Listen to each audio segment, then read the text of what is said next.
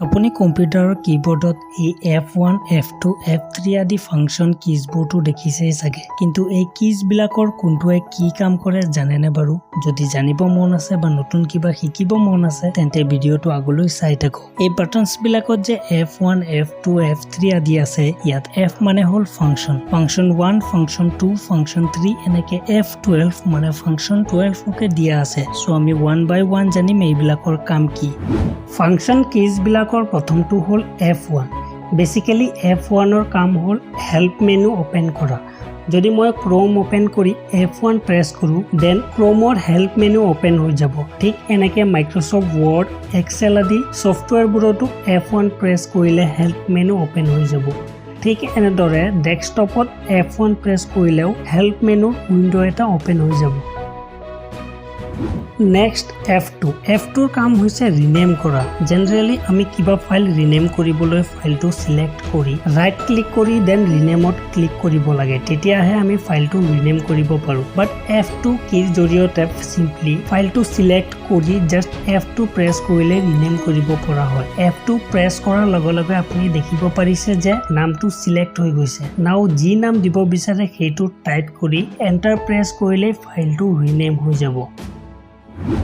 এতিয়া F3 আপুনি যদি ডাইৰেক্টলি উইন্ডোজত F3 প্ৰেছ কৰে তেতিয়াটো একো নহয় F3 ইউজ আপুনি ব্ৰাউজাৰত ব্ৰাউজ কৰাৰ সময়ত কোনবা এটা টেক্সট ফাইন্ড কৰাৰ কাৰণে কৰিব পাৰে লেটস সাপোজ মই ক্ৰোম ব্ৰাউজাৰত এই পেজটো ওপেন কৰি লৈছো এতিয়া যদি মই WhatsApp টেক্সটটো উলিয়াব বিচাৰো দেন মই F3 প্ৰেছ কৰি WhatsApp টাইপ কৰাৰ লগে লগে টেক্সটটো হাইলাইট হৈ যাব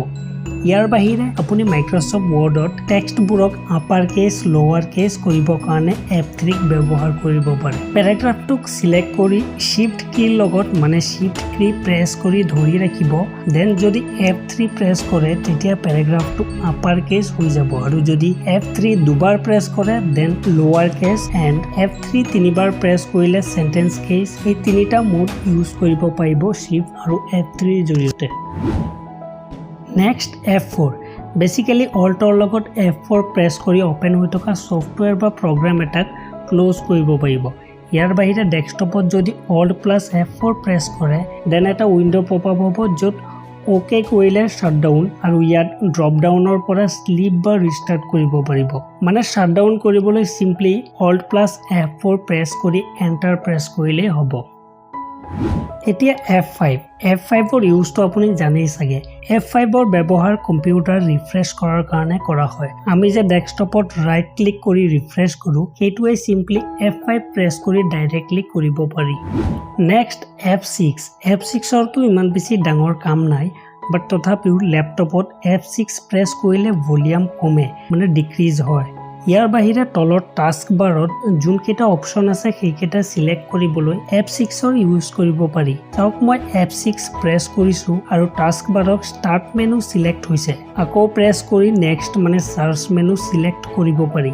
এনেকে সিলেক্ট কৰি এন্টাৰ প্ৰেছ কৰিলে সেইটো ওপেন হৈ যাব সো F6 ৰ কাম ইমানেই Now F7 Basically MS Wordত F7 press কৰিলে গ্ৰামাৰ চেক মেনু ওপেন হয় লাইক মই যদি কিবা এটা ৰং ওয়াৰ্ড লিখো দেন আপুনি দেখিব পাৰিব যে ওয়াৰ্ডটোৰ তলত ৰেড কালাৰৰ লাইন আহিছে মানে ওয়াৰ্ডটো ভুল হৈছে এতিয়া যদি মই F7 প্ৰেছ কৰো then grammar check menu open হ'ব আৰু তাৰ পৰা ওয়াৰ্ডটোৰ স্পেলিং কাৰেক্ট কৰিব পাৰিম বা ইগনোৰ কৰিব পাৰিম এনে ধৰণৰ মোবাইল আৰু কম্পিউটাৰ ৰিলেটেড অসমীয়া টেকনিক্যাল ভিডিও চাবলৈ টেক আৰডি চেনেলটোক সাবস্ক্ৰাইব কৰি বেল নোটিফিকেশন অন কৰি দিব নেক্সট F8 ৰ এনটো কোনো ইউজ নাই বাট MS Excelত যদি কোনবা এটা সেল সিলেক্ট কৰি F8 প্ৰেছ কৰি ৰাখি কিবোৰ্ডত থকা এৰো কি প্ৰেছ কৰিলে লাইক ৰাইট এৰো কি প্ৰেছ কৰিলে সিলেকশনটো খুফালে যাব তেনেকে ডাউন এৰো কি প্ৰেছ কৰিলে তলফালে যাব F9 কিটো স্পেশালি Excelত ইউজ কৰা হয় MS Excelত ফৰ্মুলা এটা ৰিফ্ৰেছ কৰিবলৈ Shift কিৰ লগত মানে Shift plus F9 কিৰ ইউজ কৰা হয়